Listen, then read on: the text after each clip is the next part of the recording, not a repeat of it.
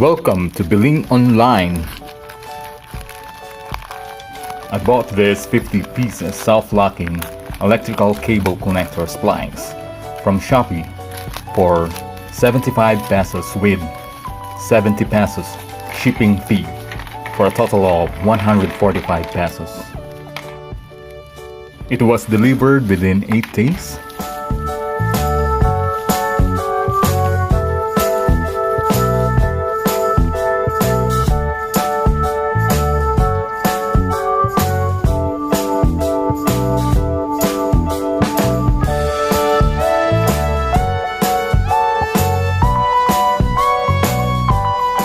It looks sturdy, but I think it should only be used for fixed and hidden wires.